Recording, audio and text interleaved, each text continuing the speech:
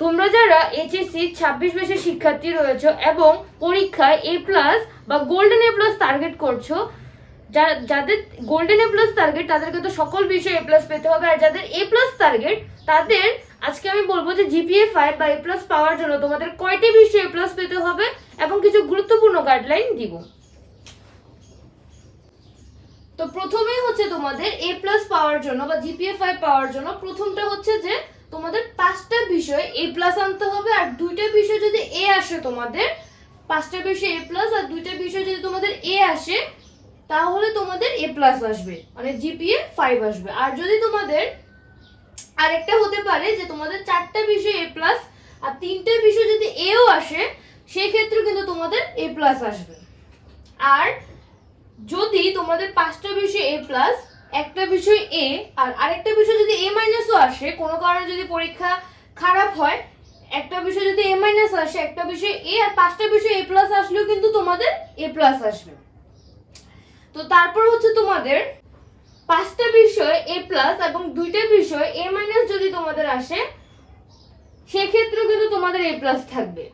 তোমাদের প্রত্যেকটা পরীক্ষায় তোমাদের 7টা সাবজেক্ট রয়েছে, এই 7টা সাবজেক্টের মধ্যে তোমাদের 6টা সাবজেক্টে যদি A+ আসে, আর কোনো কারণে যদি একটা সাবজেক্টে যদি তোমাদের B অথবা C ও চলে আসে, B বা C গ্রেড চলে আসে, এক্ষেত্রেও কিন্তু তোমাদের A+ থাকবে যদি তোমাদের 6টা বিষয় A+ আসে। দাঁড়াও, তোমরা যারা এইচএসসি 26 ব্যাচের শিক্ষার্থী রয়েছে, তোমাদের হাতে কিন্তু খুব অল্প সময় রয়েছে। তোমরা যারা অ্যাকাউন্টিং অথবা ফিনান্স নিয়ে দুশ্চিন্তায় রয়েছে, তাদের জন্য আমি ফাইনাল কামব্যাক কোর্স নিয়ে এসেছি। এই কোর্সে তোমরা হিসাব বিজ্ঞান প্রথম পত্র এবং হিসাব বিজ্ঞান দ্বিতীয় পত্র একসাথে করতে পারবে।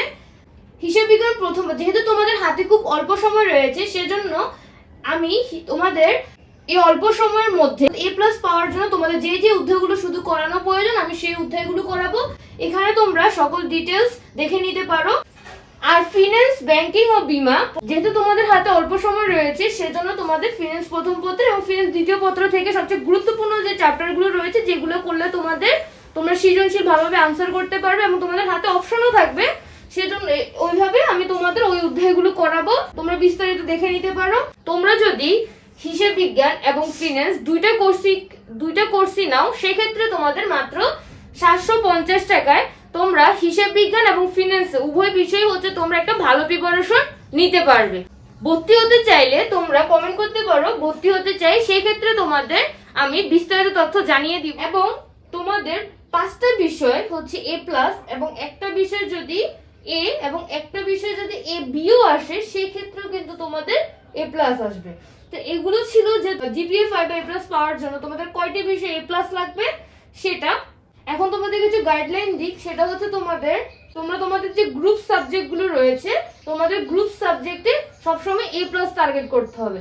তোমরা যেই গ্রুপেরই হোক, কমার্স, সায়েন্স, আর্টস, যেই গ্রুপেরই হোক, তোমাদের যে গ্রুপ সাবজেক্টগুলো রয়েছে সেখানে A+ টার্গেট করতে হবে। গ্রুপ সাবজেক্ট যে 4টা রয়েছে, সেই 4টায় তোমাদের A+ টার্গেট করতে হবে। যদি তোমাদের যারা সায়েন্সের, তাদের যদি গ্রুপ সাবজেক্টগুলো যদি কঠিন মনে হয়, সেক্ষেত্রে তোমাদের দুইটা গ্রুপ সাবজেক্টে অ্যাটলিস্ট A+ টার্গেট করতে হবে।